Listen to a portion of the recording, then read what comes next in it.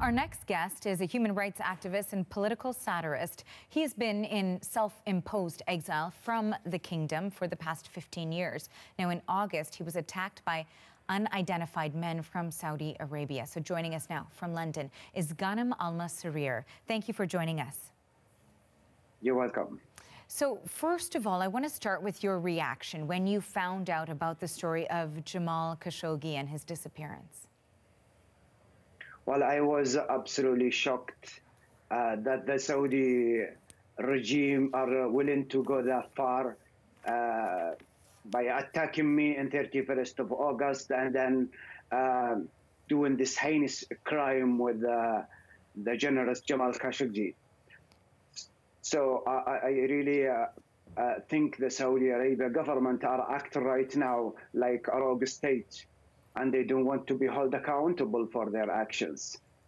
Now, you're saying that you're shocked when you heard of the story and the allegations surrounding Jamal Khashoggi, but you've also been through a similar experience yourself. You were attacked in London in August.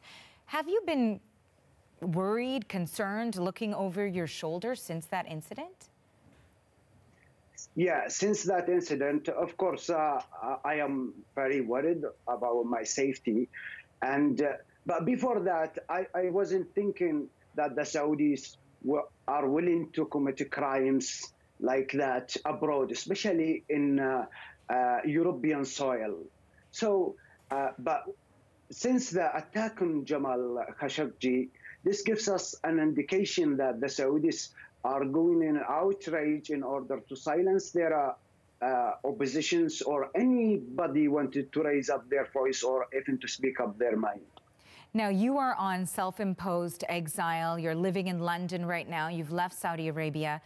How safe would you feel going to a consulate building of Saudi Arabia in another country or going to the country itself? Well, I haven't been in a Saudi consulate or embassy since 2010. My Saudi passport expired in 2010, and I tried to extend it, but the Saudis refused to extend it with a condition that I came inside the embassy building. Of course, I knew if I walked into the embassy, I wouldn't come out alive. But I think Jamal Khashoggi has made a huge mistake by trusting them and walking to their consulate in Turkey. As a result of his naive action, we haven't heard from him since. Given what you're saying about how cautious you would be about walking into one of their diplomatic buildings, even in a different country, would you say that most Saudis who are on self-imposed exile, for example, like Jamal Khashoggi, would know that it was a huge risk?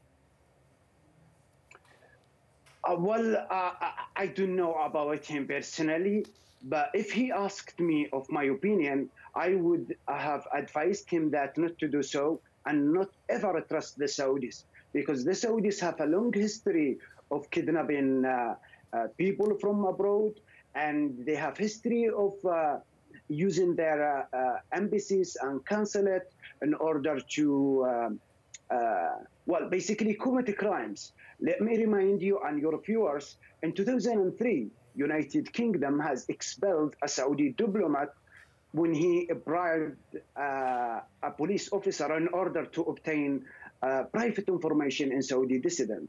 So the Saudis are using their embassies in order to spy in Saudis abroad and to silence people. They are not using, they are acting like a rogue state.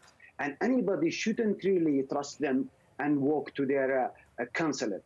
I would advise anybody who is going to speak up his mind or her mind, not even to trust them or walk to their consulate. And if you are in the West, just don't look back and don't ever trust the Saudis, because if you walk to one of their consulate, or if they have been succeed to lure you to a country where they might have influential there, you will disappear.